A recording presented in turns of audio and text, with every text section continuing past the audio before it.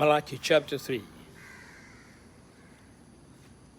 I will send my messenger who will prepare the way before me. Then suddenly the Lord you are seeking will come to his temple. The messenger of the covenant whom you decide will come, says the Lord Almighty. But who can endure the day of his coming? Who can stand when he appears? For he will be like a refiner's fire or a launderer's soap. You will sit as a refiner and purifier of silver. He will purify the lavadice and refine them like a gold and silver. Then the Lord will have men who will bring offerings in righteousness, and the offerings of Judah and Jerusalem will be acceptable to the Lord, as in the days gone by, as in former years. So I will come near to you for judgment. I'll be quick to testify against sorcerers, adulterers, and perjurers, against those who defraud laborers of their wages, who oppress the widows and the fatherless, and deprive lands of justice. But do not fear me, says the Lord Almighty. I, the Lord, do not change. So you, O descendants of Jacob, are not destroyed.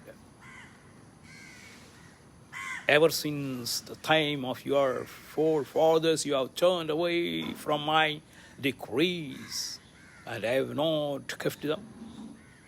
Return to me, and I will return to you, says the Lord Almighty. But you ask, how are we to turn? Will a man rob God? 8. You rob me. But you ask, how do we rob you? In tithe and offerings. You are under a curse, the whole nation of you, because you are robbing me. Bring the whole tithe into the storehouse, that there may be food in my house. Tax me in this, says the Lord Almighty, and see if I will not throw open the floodgates of heaven and pour out so much blessing that you will not have room enough for it. I will prevent pests from devouring your crops, and the vines in your field will not cast their fruit, says the Lord Almighty. Then all the nations will call you blessed, for yours will be delightful land, says the Lord Almighty. You have said harsh things against me, says the Lord. Yet you ask, what have we said against you? You say, it is futile to serve God. What did we gain by carrying out his requirements and going about like mourners before the Lord Almighty?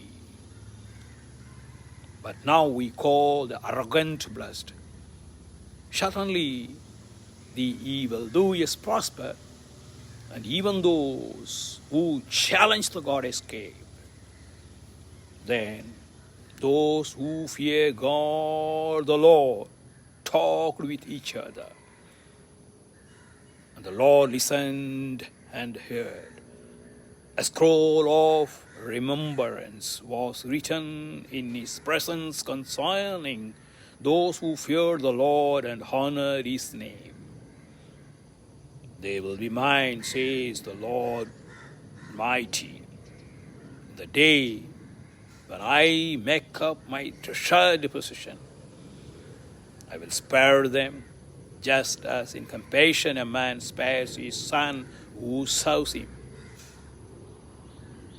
And you will again see the distinction between the righteous and the wicked, between those who serve God and those who do not.